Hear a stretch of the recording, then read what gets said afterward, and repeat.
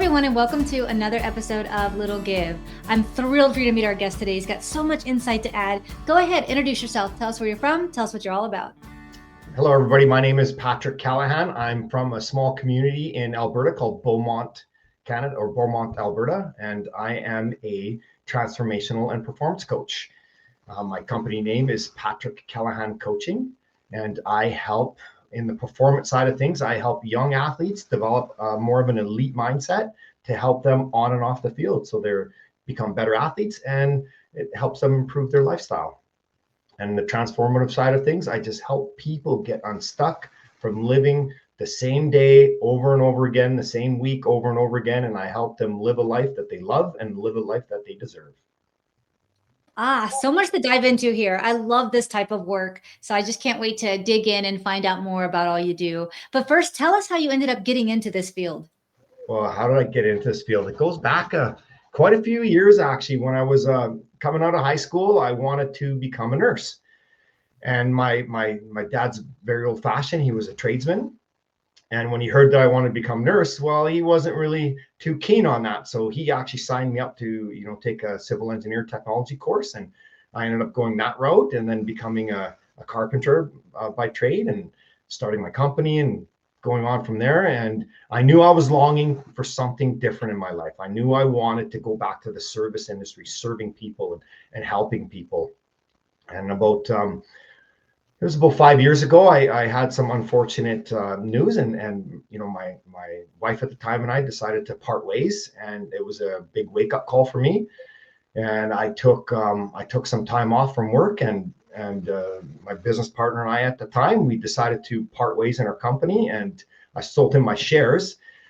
And I was, I dove into some personal development, to really discover what it is that I wanted to do. And during that time, it was very evident that I wanted to become a coach. And so I went down that path. I started to become certified in multiple coaching modalities. And the one that stuck out the most to me was the one with the Brave Thinking Institute with Mary Morrissey. And I started my coaching career roughly about 13 months ago to the day. Wow, that's so exciting. And do you feel like it's really filled up your cup?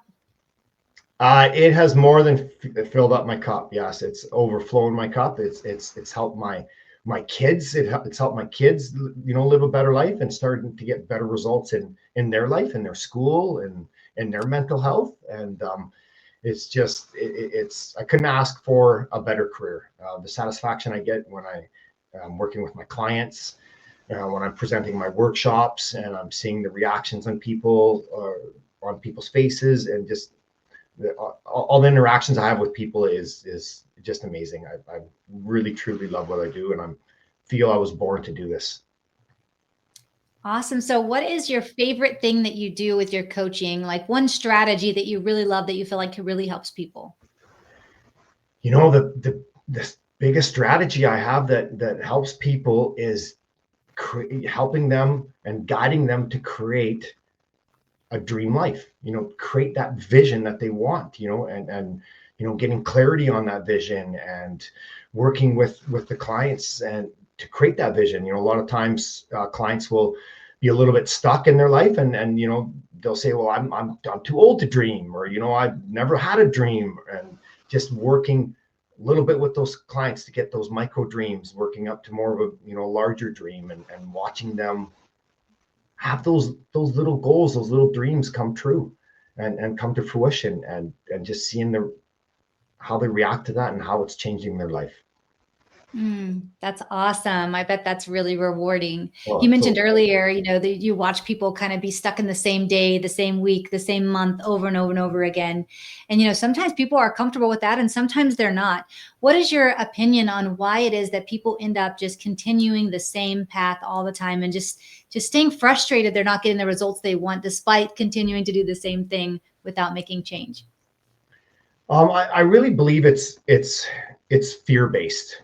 People are just too scared to get out of, their 9-to-5 job that they're working in, or to get out of, however their vocation is, however they're serving the world, whether it's a stay-at-home mom or stay-at-home dad. and they just get stuck and they get too used to that lifestyle. And even though they're not loving it, they just get too used to it, and they just keep living it. They keep getting up, doing the same thing over and over, the same routines over and over. And I just feel people really just are scared to step out of that comfort zone. Hi, my name is Justin Clark, and I'm the president of the board of directors for Driving Single Parents, a 501c3 nonprofit serving the citizens of San Antonio and Bexar County, Texas. I'm here today to tell you a little bit about the great work that our organization is doing for the citizens of San Antonio. What you're about to see is just a few photos and videos of the way that we're changing lives for single parents in and around San Antonio, Texas. Our first giveaway took place in April of 2017, just one short month after the formation of our organization. John, a Bexar County resident, was the victim of a horrible drunk driver incident. He and his daughter survived the crash, and we were so proud to give our first car to this deserving family. Fast forward to 2020, a very difficult year for nonprofits. We were able to secure 4 vehicles for single parents in need. Our organization, including our board of directors, list of partners, and portfolio of people we've been able to help in San Antonio, continues to grow, and it's all thanks to donors and local community organizations that have helped us along the way. This giveaway took place in 2021 and shows that we continue to help single parents even after the struggles brought about by COVID-19. Because of limited funds and the overwhelming need, we at Driving Single Parents are incredibly selective with the people we help. Some are victims of domestic violence. Others had a spouse pass away tragically, or otherwise fell on hard times. These single parents show adversity in the face of challenge and aren't looking for a handout. We offer a hand up and help get them back in the driver's seat. Many of the single parents we help go on to graduate college, get promotions, get married, mentor others, and some have even been so touched by the gift we gave them that they have decided to join our board of directors to pay it forward and ensure the continued growth of our organization. If you would like to help our organization continue to grow and continue to help single parents in need in San Antonio, Texas, and Bexar County, Texas, we would really appreciate your support. Please visit us online at www.drivingsingleparents.org. Thank you. So if you come across a client who is kind of in that situation where they're like, I have this job I've had for 10 years and it's fine, but I want to do more, but I'm afraid, what kind of tools would you give them to kind of help them get unstuck? Well, the first tool is asking one of the most important questions there is to ask. And not a lot of people get asked this question. And that is, what would you love? What would you love to do in your life? What would you love to be, to have, to do? And when we start with that question, we can really start to lean into some of the things that they're longing for, some of the things that they desire hasn't yet been created. And we can lean into their discontents, the things in their life that they don't, that aren't serving them at the time. And when you lean into your longing and your discontent and answer the question of what you could love or what you would love, you really start to see people come alive a little bit, because not a lot of people are asked that question. Yeah, I see that. I see that a lot in people where they're just a little bit afraid of what's on the other side. It's kind of like the familiar is good enough, because Right. it could be bad, scary monster over there. But it all comes back to our brain. Our brain is designed to keep us alive. It's designed to keep us safe. And so if your brain's like, I'm good over here, I got everything I need. Everything's perfect. There's no danger. And it can kind of feel like everything outside of what you're currently doing is dangerous. Is that a little bit of what you're trying to say? Exactly. Yeah. It's all about our thought process. The thought formula that we have is, our thought creates our feelings, and our feelings create our actions, and our action creates our results. And at the end of the day, if you want to look at what your results are, look at what you're thinking. And when you can really start to notice what you're noticing, and noticing your thoughts and noticing your thinking patterns, then you have the ability to interrupt those patterns and start thinking more to your vision, more to the life that you want to that you want to live, and the life that you love. And so Absolutely. it's all about our thoughts. I do believe it was Sandy Gallagher has a quote where she says, "You are what you think about all day long." And that quote has stuck with me every single day. I repeat that to myself. We are what we think about all day long. Absolutely. Yes. I'm really big into manifesting. I really believe that what you're saying just now about what's in your mind and all the ways that we can be kind to ourselves and all that is really can lead into some manifesting. Do you believe in manifesting? Well, absolutely. We manifest every day. Every day we're manifesting something. Whatever we're thinking about, we're manifesting. So if we want to think that we're, in fear or in doubt, or if we want to think that, something is going to fail on us, or if we're really thinking towards the bad things in life, well, then the bad things are going to manifest in our life, and the bad things are going to come to fruition. So absolutely, I believe in manifestation. What would you say to somebody who says, well, I had a flat tire. Did I manifest that? Ooh, that's a good question. I would ask them, what were they thinking about before they had the flat tire? Were they thinking about, geez, I hope I don't get a flat tire right now? Or were they thinking about, geez, I hope my vehicle doesn't break down? Or geez, this is cold outside. I'm glad I don't have to change my tire. So I'd ask them, what were you thinking about in the last couple of days of, when you were driving and when you were, in your car? What were you thinking about? Yeah, I think a large component of it is your reaction. Stuff's going to happen. Shift is going to happen, whether we like it or not, right? Things are going to happen. And so how do we deal with those things? And we get a choice. I like to tell people, you're walking with a cup of coffee and you spill the coffee everywhere. You get a choice. You get to say, you know what, my whole day is going to be ruined now. This is how my day started off. Or you could clean up the coffee and go on your way and just say, well, if that's the worst thing that happens all day, we're doing pretty darn good. Yeah, maybe it wasn't meant to wear the shirt today, so I'll change into another shirt that makes me feel good. Yeah, perception really is a lot to do with it. I'm a big believer too in the Henry Ford quote that says, whether you think you can or think you can't, you're right. Because it's so true. If you think you can't do something, you're a lot less likely to even try. So you're less likely to actually accomplish it.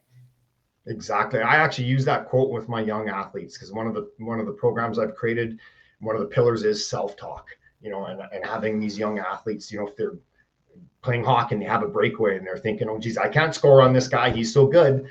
Or a lot of time my son plays baseball and, you'll come across this stud of a pitcher and all the kids are like, I can't hit him. Well, if you can't hit him, don't even go up to bat, and then let's just take the out. So, just working with the kids about, I can go up there and I can try, I can fail. If I strike out, at least I struck out swinging. So yeah, self-talk is huge. Yeah. Yeah, talk to us a bit more about that. So self-talk, when it comes to self-talk, what is like your number one tip on a way that somebody can shift their self-talk? Because we can tell people all day long, think positive, try to think best case scenario, but it can be a bad habit for some people to go straight to the negative. How do you train your clients to think a little different in that regard? It's another great question, Cindy. And I train my clients just by celebrating the wins that we have in our life. So instead of going down the snowball effect, going down the hill, oh, I can't do this, why am I doing this? What should I be doing? I can't hit them, whatever the negative self-talk is. If we just celebrate the small little wins in our life, it completely changes our vibration. And it lifts us up to a higher frequency, higher vibration, and then we can start moving towards our dreams, taking an action step. So just celebrating the small wins. Hey, I got up this morning and I got up without hitting snooze. I feel great today. I'm ready to go. Or I had my workout today and I did a personal best. Or I didn't want to go to my workout. Or I sat in my truck and I didn't want to go in, but when I went in, it was one of the best workouts I've had. So just celebrating those small little wins. Hey, I drove to work today and I didn't get a flat tire. What a great win, So just celebrating whatever it is that you do on a daily basis, that's a win, is so important. Yes, I think that's a great thing to do, is celebrate the wins. And I think that we're kind of conditioned as we grow up, as we become adults, it's like, well, don't brag, you don't want to, be boastful, you don't want to. And I think, it is true that you wouldn't want to be boastful all the time or be bragging about what you're doing. But there's so many times that people won't celebrate their wins and share that because they feel like it's wrong to do. And I'm with you, where it's like, celebrate all your wins, no matter how big or how small. The more you celebrate those wins, the more you get that confidence that, like, wow, if I could do that, I could do this. If I could do that, what else can I do? And that's where really that confidence comes in, and you're really able to start to, build those bigger dreams and get yourself closer to those big goals you have in your life. Exactly. Yeah. I mean, like a small win to celebrate is even the things that your kids say to you. Like I started walking my son to school a couple of weeks ago. For the first time in a long time, he's in grade 10. He didn't want to go to school, didn't want me to walk him to school, and finally, we, after like day 2 of walking him, or day 3 it was, he just looked at me and he was just like, "Oh, Dad, thank you for walking me. I really appreciate this. I love you." Like, what a huge win. It only took 3 days to get that, to get him to understand the importance of the walk and the time together. And so just small wins like that are just amazing. I love that. Celebrate the wins. I also know you love to talk about clarity. Tell us a bit about why clarity is so important in your opinion. When we get crystal clear on what it is that we want in life, that's when manifestation kicks in. So when we're creating our affirmations, creating our vision, and we get crystal clear on what it is that we want, that's when things happen. Things start falling out of the blue for us. Opportunities start to arise that we never knew existed. Resources come to us that we never, we weren't aware of or weren't open to at the time. Little small conversations, you start to hear conversations and you start to take in little notes, and it's all because we are crystal clear on what it is that we want and what it is that we want to manifest and how we want to live our life. Our clarity is so important. It just increases our awareness. Hi, my name is Andrew Fraley, and I believe that sometimes we all need a little bit of help. If you're in the San Antonio community and you need some legal help, call me at 210-725-4658. I agree 100%. Yeah, it's so important. It's so many people I talk to that I say, where are you trying to go? What are you trying to do? And they're like, I want more money. Okay. What do you want the money for? What are you going to do with the money? There's all these questions. People just think if they had just had more money, they'd have no problems. And I think that real life fulfillment and true happiness comes whenever you know exactly what you want, and then you're in the pursuit of that goal. Because the pursuit of the goal is what's super exciting. Money, it's just paper. You need it to get what you need. You need it to get what you want. So I think it's great to be really clear about what you want. And you're right. Things do start showing up in your life. Next thing you know, somebody pops up in your life who's there to help you with your goal. Or maybe you'll hear somebody at the table next to you at dinner talking about their business strategy. And you think, hey, in my business, I could probably use that. It's interesting how that pops up. Tell us a story of a time when this has happened to you. Just recently, well, I have multiple stories I could tell you about, but just recently, I mentioned before that I was separated from my wife and divorced from my wife 5 years ago, and it took me a while to really get over that and figure out myself, what is love, and I went down that whole path. And just recently, I was at a personal development event and I met somebody, and I was journaling for the longest time, that I'm so happy and grateful that I'm going to meet the love of my life. And she's, brunette. And, I started getting really clear on some of the things she wants. She's into personal development. She's athletic. She likes doing workouts. She likes being active. She's thought provocative. She's vision-based thinking. And I was really clear on this woman that I want. And, it was about 6 weeks ago, I met this woman, and we just recently started dating, and it was, I manifested it.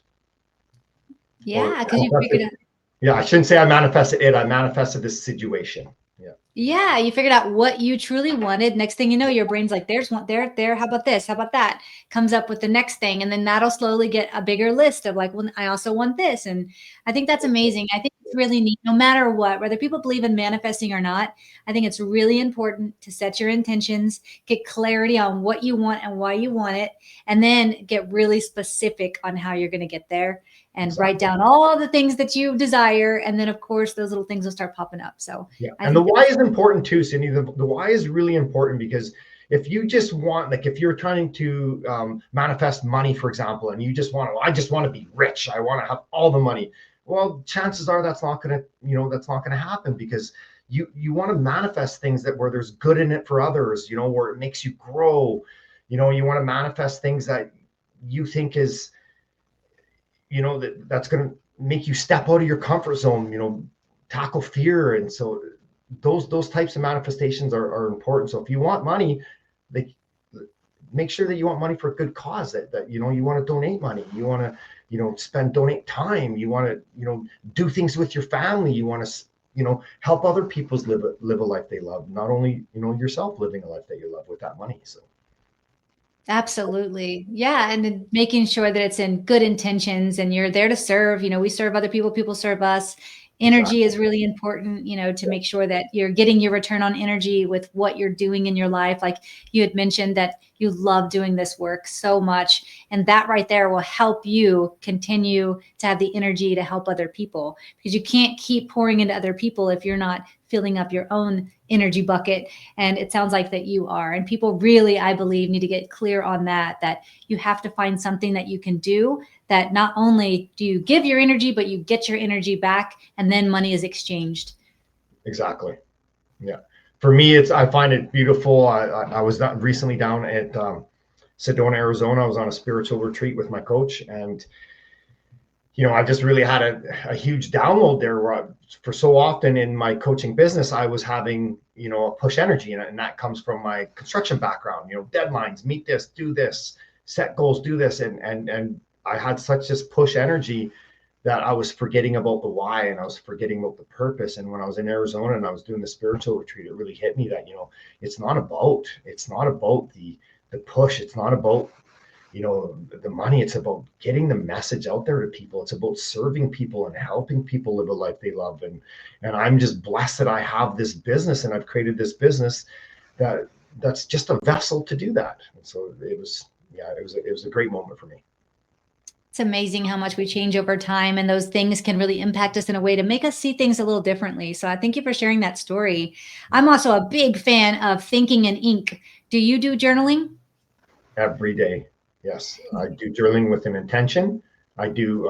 I connect with my vision. I have a page and a half vision where I break down my vision into 4 quadrants of my life, which are love and relationship, health and well-being, vocation, and time, money, freedom. And so I have my big vision that I want, that I will accomplish. And then I have just a little snapshot of my vision that I write that goal every day, or write out the vision. I write an intention of who I'm going to be. I write an intention of the action step I'm going to take towards my vision, towards my dream, what action step I'm taking that day. And I write out things I'm grateful for. And then I also write out, I send love to 6 people. And then I just write out I sometimes butcher this pronunciation, but I write out the Ho'oponopono forgiveness, which is, I'm sorry, please forgive me, thank you, I love you. And I write that every day. I think scripting is so important. It's so important to journal, because it really does help you get clarity. Those little thoughts in our mind just spin and spin and spin and spin until you actually can get them out in the written word and actually format them into real tangible things. Then it's hard to create what you want unless you do that. So I'm a huge, I tell people all the time that people say, well, I really want this, this, and this. I don't know how to get there. I'm stuck. Start writing. Are you writing? And what's so crazy to me is you can talk to that same person 6 weeks later who's complained about the same thing. You say, but you've been writing, right? No, I haven't had time. No, I haven't had a chance. It's like, it is the simple, and it's free. The simplest thing you can do. Easy. Yeah. And it changes our vibration. When we celebrate that gratitude, it changes our vibration. It changes our frequency, to the same level of abundance. And so when you're journaling and gratitude, that's the best time to do that and practice that, is when you start to feel fear, doubt, and worry kick in. That's when you want to jump in and start celebrating our wins, start talking about our gratitudes, even the smallest little things that we're grateful for. And it just completely changes our thinking, changes our thought process. And it's a beautiful practice.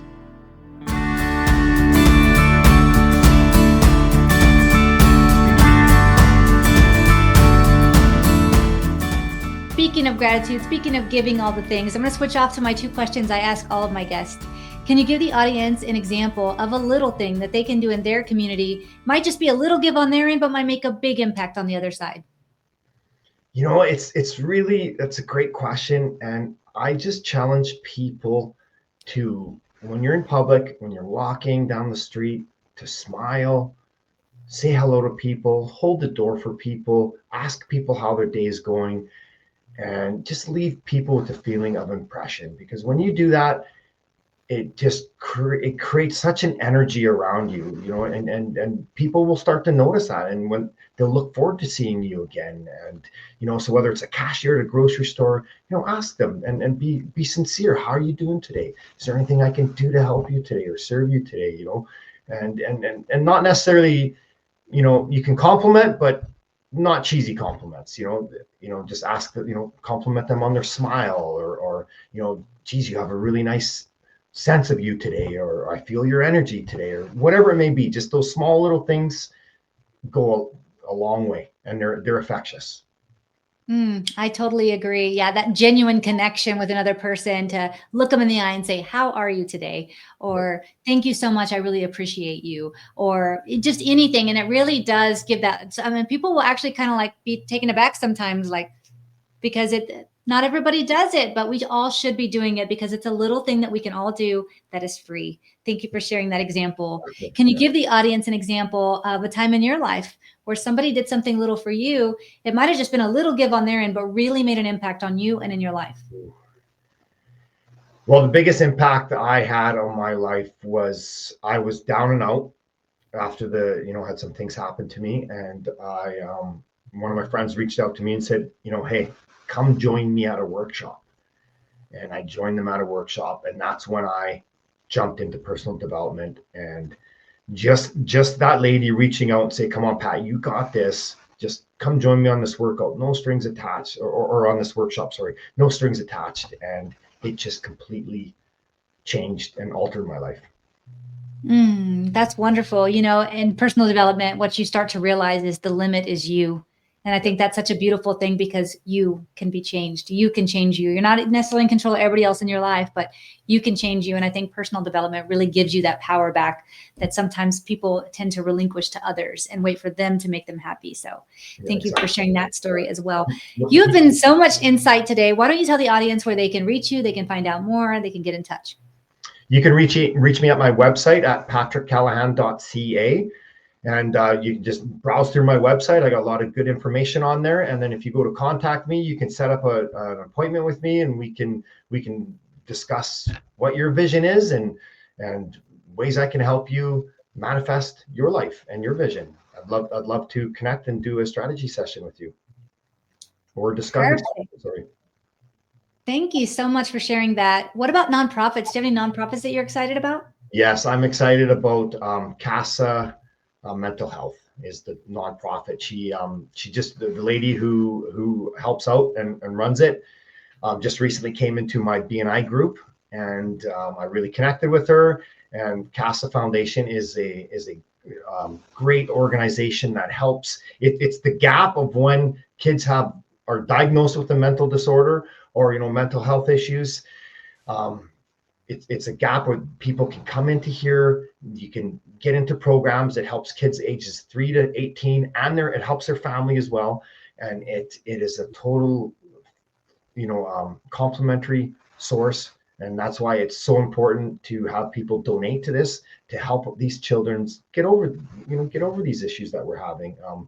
In Canada right now, there's a big gap with mental health. You can be diagnosed with depression, and it can take you up to 4 to 6 months just to go see a psychologist or a counselor. And CASA Mental Health helps fill that gap.